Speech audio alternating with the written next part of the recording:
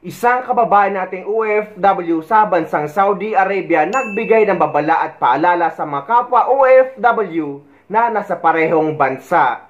Dahil nagbahagi siya ng kanyang karanasan na hold up daw siya at natangay ang kanyang mga gamit. At ayon sa kanya ay tinutukan pa siya ng baril. Hello mga idol, ito ay isang real talk to ang sinasabi ko sa inyo ngayon. Kahapon nangyari sa akin ay bumaba ako sumakay ako dyan sa Bata 913 na bus.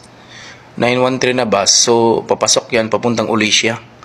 So pagdating ko sa Ulisya, yung lugar na yan ay parang private na lugar ba, yung mga residential. Tapos walang katao-tao, naglakad ako, tapos sinalubong ako ng dalawang nakamotor, di ko alam, naglalakad pa rin ako, bumamalik sila doon, hinawakan ako, hinablot yung bag ko, at saka tinutukan ako ng baril. Hindi ko alam kung totoong baril yun, pero talaga palagi kung totoo talaga yun mga idol. Pero ngayon, nang nakuha na nila yung gamit ko, nandoon lahat, cellphone, mabuti itong cellphone ko na isa, naiwan. Kaya sa lahat ng mga OFW dito sa Riyadh, huwag maglakad na mag-isa, huwag pumunta sa mga lugar na gabi na yung lugar na walang katao-tao, kasi uso talaga dito ngayon sa Riyadh ang yung huldaapan. Kahit dyan sa Bata ngayon, kahit araw, mga huldaapan ngayon. Minsan nagmumotor talaga yun. Kung makikita nyo ng mga taong nagmumotor, itim yun, mga itim na tao nagmumotor, yun, bigla kayong hablutin yung bag nyo, tutukan kayo, may baril talaga sila, may baril yun. Kaya mag-iingat tayo mga idol dito sa Riyadh, kaya matindi na talaga dito. Kasi di katulad sa Pilipinas na i-respondi agad yung mga barangay tanod, pero dito walang mga barangay tanod, kaya mas matindi pala dito. Kung pwede patayin dito, di ka talaga matiris dito. Kaya mag-iingat dito sa lahat ng mga OFW dito sa Riyadh, hindi lang sa Riyadh, sa buong Saudi Arabia, na nag-iingat sa paglalakad sa tuwing gabi sa mga lugar na sa lugar na walang katao-tao. Ang lugar talagang pinakadelikado dito mga idol, itong Gubera, Jaradia, Buni, Ulisya, yun, Bata, yun ang mga delikado nga lugar. Kaya marami ng mga Pilipino, ang target po nila ay mga Pilipino. Yan lang mga idol, sana mag-ingat po tayong lahat. Sa sinapit ko ngayon, ano nangyari? Wala na lahat. Pati passport, ikama, lahat. Wala na, pati wallet ko, wala talaga. Yung pinaka-importante mga gamit na nandun, tinangay lahat. Anong gagawin ko ngayon? Wala. Nganga ko. Mabuti sila dito, hindi nanganga. Kasama ko. Nasobrahan mo. Padami ng padami ang nabibiktima ng mga holdapper at snatcher sa Saudi Arabia. At karamihan sa mga nakakaranas ito ay mga kababayan nating Pilipino. Kagaya sa binahagi ng isang kababayan pa nating OFW na naging karanasan niya sa nasabing bansa. Marami na ako nababalitaan, naririnig at napapanood tungkol dito, na napakarami nga daw mga holdapper at snatcher dyan sa bansang Saudi Arabia. Kaya mga kababayan natin dyan sa Saudi, dapat maging aware kayo dito.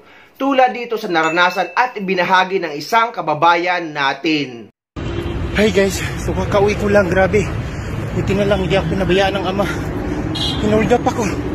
Tapos, inisnatch ako sa may inisnatch yung bag ko sa may traffic light. Sa traffic light mismo, nakamotor sila. Nakaitong dalawang lalaki. Buti na lang talaga hindi na yung bag ko, kasi may bag na akong dala, hindi na putol, tapos ko siya, nahawakan ko siya kagad. Grabe, kinabahan ako kasi baka may dala, kasi pangatlong beses na to, ginanito ako, hinold up ako, tapos ngayon snatch na naman. Buti na hindi nakakuha nila yung bag, pero sinundan pa rin nila ako. Pero dito na ako ngayon sa namin. Yun lang, kaya mga kabayan, ingat tayong lahat, lalo pa ngayon gabi, mag-alas 11 na kasi ngayon ng gabi. Daming snatcher dito guys. Ito yung lugar kung saan ako ini-snatch yung bag ko nung nakaraang gabi. So dyan ako nakatayo, yan. So ito kasi na part, madilim yan dyan na part paggabi. So dito talaga kami dumadaan kasi nandyan lang sa unahan yung bus station tsaka metro station. So dadaan talaga kami dito kasi yung bahay namin. Dito ako banda, dito ako nakatayo. Dito ako nakatayo, inablot nila yung ano ko, yung bag. So sa mga kababayan natin, kasi marami ako nakikitang mga kababayan dito, dumadaan paggabi, ingat po kayo sa area nito, na ito kasi yun. Ito may ano siya, papuntang Orange Line na metro, tapos may papuntang Jaradia yan doon. Tapos ito naman dito, ano siya, papuntang metro na court complex. So yun mga kabayan, ingat tayo banda dito sa may Shamisi. Kasi yun nga, ang daming mga ano pala talaga dito, siguro nag-aabang sila. Nag-aabang sila sa mga bibiktimahin nila. Kaya yun lang, ingat kayo mga lahat mga kabayan. Puwera pa dyan ay eto pa, kahit umaga ay nambibiktima sila. Wala silang pinipiling oras at madalas ay sakay sila ng motorsiklo. Yan, dalawa sa mga kababayan natin na lumabas. Sinabihan na mag-ingat kasi may snatcher sa labas. Yun, nakamotorsiklo kasi ito siya. Basta sa daanan, mag-ingat bawat isa sa atin. So, awareness lang niya. Awareness na siya sa mga kababayan natin. Mag-ingat, you know.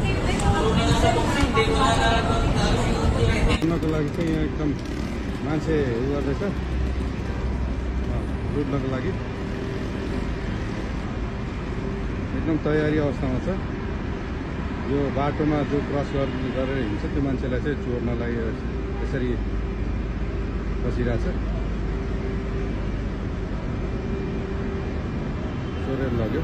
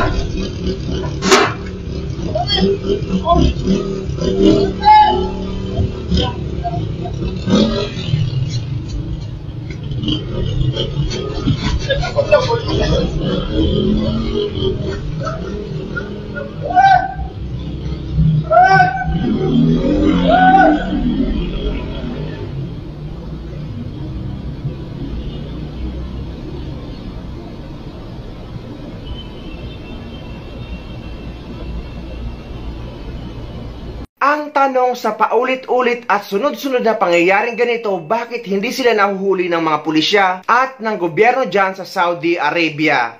Noon, may ilang issue din ng ganyan dito sa United Arab Emirates na sangkot ang mga lahing African. Pero ang ginawa ng UAE government ay temporary silang ban na hindi makakapasok sa UAE.